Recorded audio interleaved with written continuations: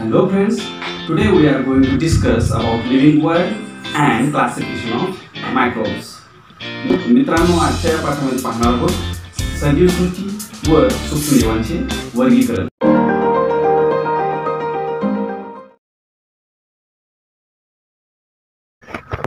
In this topic, there are some following points we discuss about. First one is biodiversity and need of classification. Second one is five kingdom system.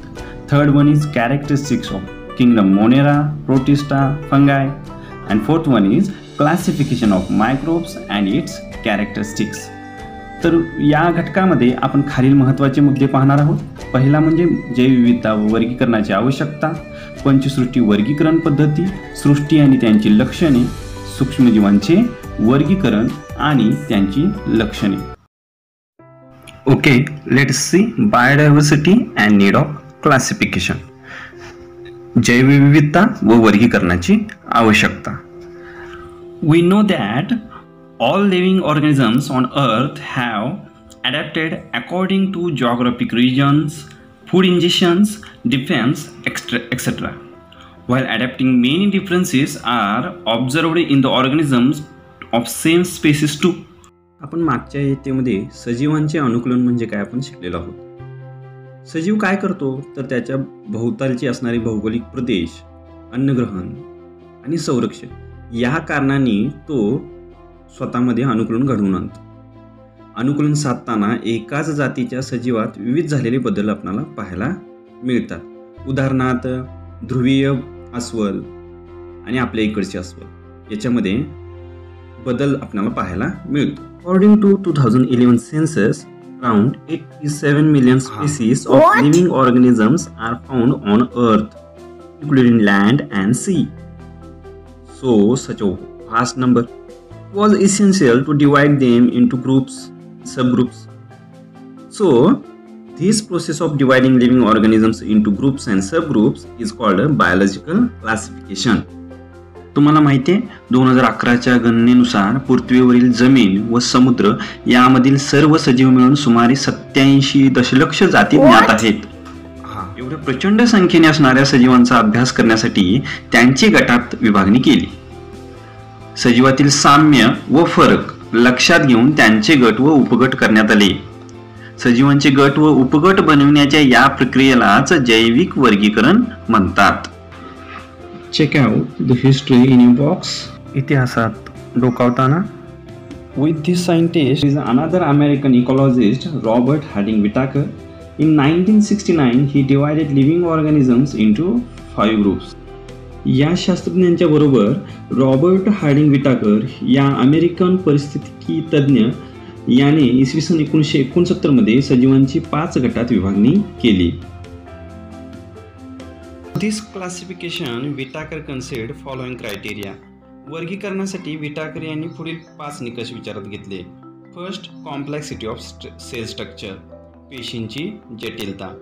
Second, complexity of organisms, सजीवांचा प्रकार किंवा जटिलता. Third, mode of nutrition, पोषणाचा प्रकार. Fourth one, lifestyle, जीवन पद्धती. Fifth one, फायलोजेनिक relationship, वर्गानुवंशिक संबंध. You can easily see in this chart living organisms divided 2 parts, prokaryotes and eukaryotes. Prokaryotes, there is another subpoints, unicellular and then unicellular kingdom first Monera.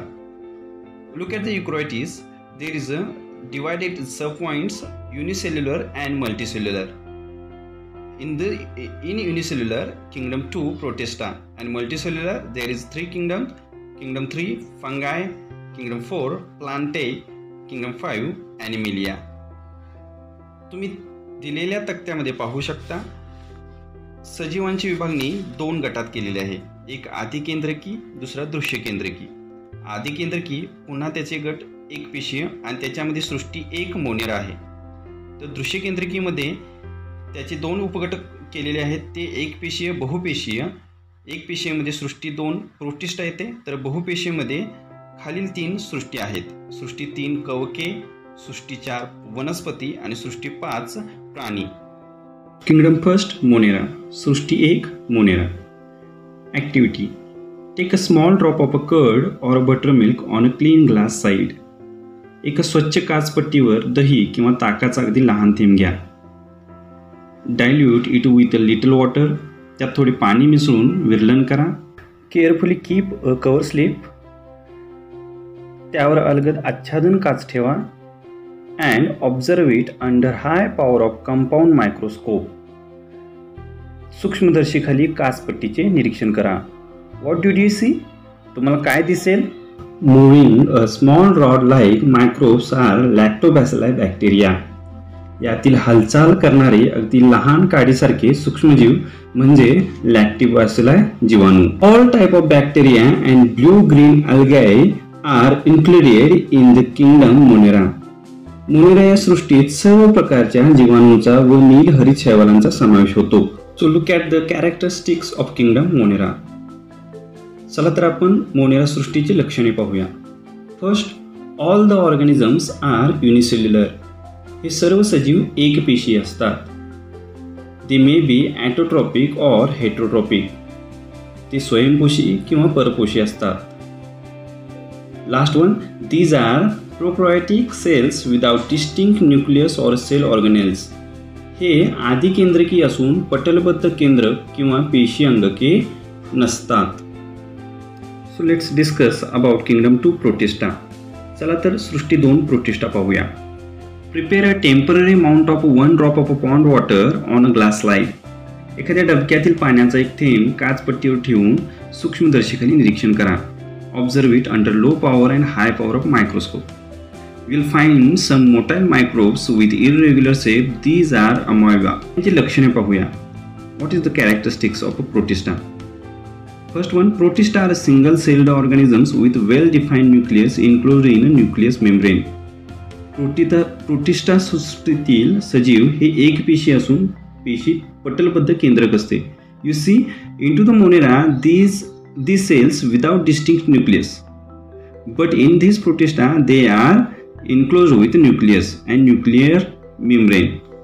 Second, they have pseudopodia or hair-like cilia or white like flagella for locomotion. प्रचलनासाठी छद्मपात किंवा रोमके किंवा कशाभिका असतात. आता प्रचलनासाठी म्हणजे काय, तर हालचाल करण्यासाठी किंवा चालण्यासाठी. Third one, autotrophs. Example, Euglena Volvox contain chlorophyll. Heterotrophs, example amoeba and paramecium. स्वयंपोषी त्याची उदाहरणं कोणती आहेत, तर युग्लिना होल्वॅक्स पेशीत हरित लवक असतात. परपोषी उदाहरणार्थ अमिबा, पॅरामेशियम, प्लाझ्मोडियम इत्यादी. Kingdom 3 fungi. सृष्टी 3 कवके. Activity, take a moist piece of a bread or bhakri and keep it in a container with a lid for 2-3 days. पावाचा किंवा भाकरीचा तुकडा थोडा ओलसर करा व एका डबीत ठेवून तिला झाकण लावा. After 2-3 days, a fine cotton thread like tough is found growing on the surface of the bread. तुम्हाला 2-3 दिवसानंतर डबी उघडून पहा. त्या तुकड्यावर कापसासारखे पांढरे तंतू वाढलेले दिसतील. Prepare a temporary mount of a few thread from this culture and observe it under the microscope. यातील काही तंतू काचपट्टीवर घेऊन सूक्ष्मदर्शीखाली निरीक्षण करा. So discuss the characteristics. याचे लक्षणं काय आहेत ते पाहूया. These are non green eukaryotic heterotrophic organisms. हे कवकसृष्टीत परपोषी, असंश्लेषी व दृश्य केंद्रकी सजीवांचा समावेश होतो. Second, most of them are saprotrophs. बहुसंख्य कवके मृतोपजीवी असतात.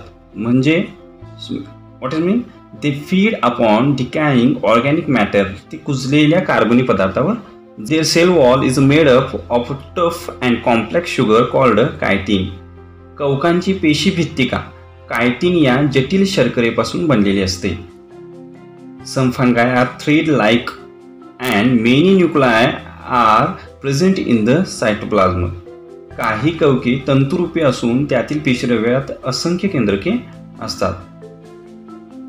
Examples, baker's yeast, aspergillus, fungus on corn, penicillium, mushrooms. कवकाची उदाहरणं काय आहेत तर किण्व, त्याला बेकर्स यीस्ट म्हणतात, बुरशी, ॲस्परजिलस, मक्याच्या कणसावरील बुरशी, पेनिसिलियम, भूछत्रे यांना मशरूम म्हटलं जातं.